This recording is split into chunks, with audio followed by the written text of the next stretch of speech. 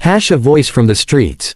The stage lights felt like 1,000 suns bearing down on Maria Santos as she walked across the polished floor of the audition venue. Her worn sandals made soft whispers against the expensive flooring, each step reminding her how far she was from the crowded streets of Manila where she usually sang for spare change. Maria was 23 years old, though life had aged her eyes beyond her years. Her black hair was pulled back in a simple ponytail, and she wore her only good dress, a faded blue cotton one that her mother had sewn for her 5 years ago. In her hands, she clutched a borrowed guitar, its wood scratched and weathered from countless performances under the tropical sun. She had traveled over 7,000 miles to be here, in Los Angeles, standing before the famous judges of a television talent show that millions watched around the world. The journey had taken every peso she had saved over 3 years of singing on street corners, in jeepneys, and outside churches after Sunday Mass. Behind the long judges' table sat 3 people who would decide her fate. On the left was a kind-looking woman with warm eyes. In the middle sat a man with dark hair and an expression that gave nothing away. This was Simon Cowell, the judge everyone feared, the one known for crushing dreams with a few harsh words. On the right was another judge who smiled encouragingly at her. Maria's hands trembled slightly as she positioned herself at the microphone. The studio audience fell silent, hundreds of faces watching her with curious eyes. Some looked sympathetic, others seemed skeptical. She knew what they saw, a poor girl from the Philippines, too thin, too plain, too ordinary to be standing on this stage. "Hello," Simon said, his British accent crisp and clear. "What's your name?" "My name is Maria Santos," she replied, her voice barely above a whisper.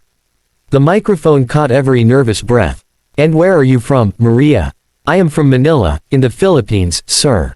Simon leaned back in his chair, studying her. "What do you do there?"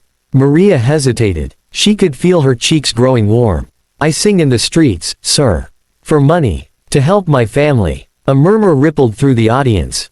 Some people shifted uncomfortably in their seats. Others leaned forward with interest. "How long have you been singing in the streets?"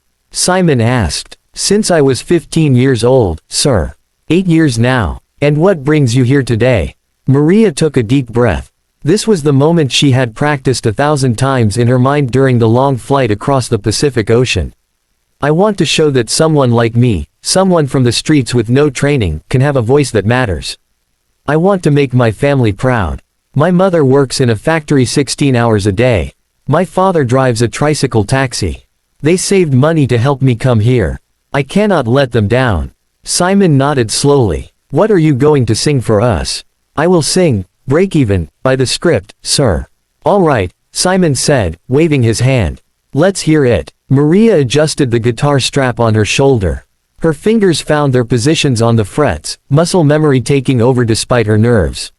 She had played this song so many times on the streets of Manila that the chords were like old friends. Street children would sometimes stop and listen.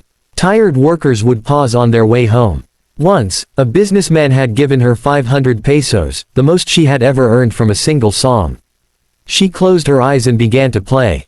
The first notes floated through the studio, gentle and clear. Then Maria began to sing, and something magical happened. Her nervousness melted away like morning mist under the tropical sun. Her voice, which had been small and uncertain when she spoke, now filled the entire auditorium with a power and beauty that seemed impossible from such a slight frame. "I'm still alive but I'm barely breathing." The words poured from her soul, each one carrying the weight of her life's struggles. She sang about heartbreak, but it was more than that. It was about every disappointment, every hungry night, every time she had stood in the rain singing while wealthy people rushed past without looking. It was about her father's tired eyes when he came home after 14 hours of driving through Manila's chaotic traffic. It was about her mother's calloused hands from years of factory work. In the audience, people began to wipe their eyes. Even the cameramen, who had seen hundreds of auditions, found themselves frozen in place, forgetting to adjust their angles as they listened. At the judges' table, Simon Cowell sat perfectly still. His usual bored expression had vanished. He was leaning forward now, his elbows on the table, his full attention locked on the young woman before him. The other 2 judges had tears streaming down their faces, but Simon's eyes remained dry. Instead, his mouth had fallen slightly open, and his brow was furrowed in what looked like genuine astonishment. Maria sang on, lost in the music. She thought of her little sister, who wanted to go to university but probably never would. She thought of her grandmother, who had died last year without ever leaving their small province. She thought of all the street singers she knew, talented people whose voices would never be heard beyond the noise of traffic and street vendors. When a heart breaks, no, it don't break even. The chorus swelled, and Maria's voice soared with it. She had learned to project her voice over the sounds of jeepneys and motorcycles, over the calls of street vendors and the chatter of crowds. In this quiet, controlled studio, her voice was free to show its true strength and range. The guitar strings vibrated under her fingers as she played through the instrumental bridge. Her eyes were still closed. She was no longer in Los Angeles. She was back on her corner in Manila, near the big shopping mall where tourists sometimes stopped.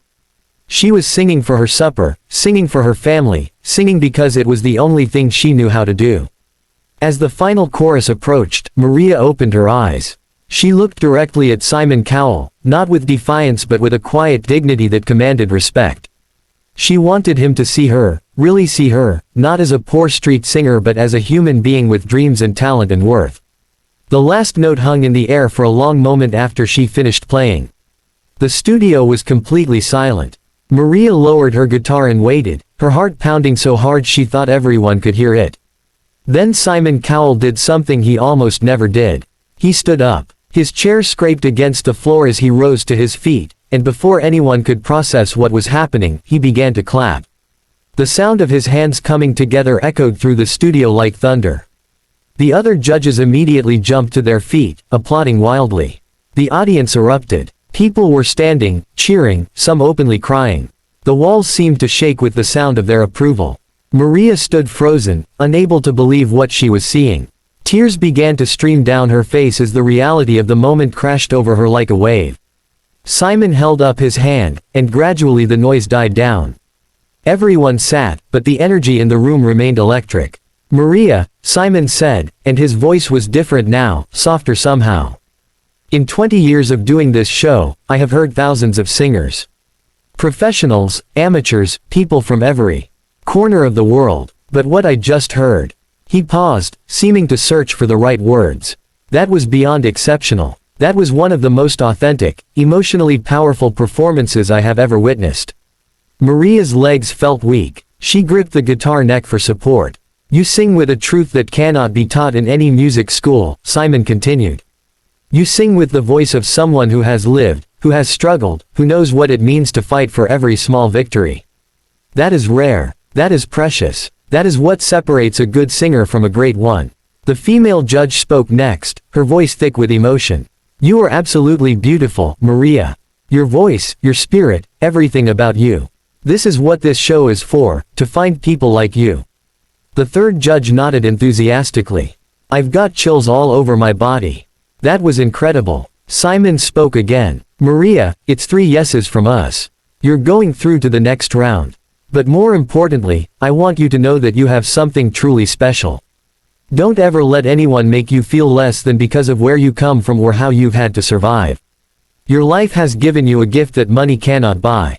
Maria could barely speak. "Thank you," she whispered. "Thank you so much." As she walked off the stage, guitar in hand, the applause followed her. Backstage, she collapsed into a chair and let the tears flow freely. She thought of her parents watching this back home in Manila, how proud they would be. She thought of all the street singers she had left behind, and she made a silent promise that she would use whatever success came her way to help others like her. The stage lights had felt like fire when she walked out. Now, as she sat in the cool darkness backstage, they felt more like the warm Filipino sun, familiar and welcoming. She had come from the streets, and she had shown the world that beauty and talent could bloom anywhere, even in the hardest concrete, even in the most difficult circumstances.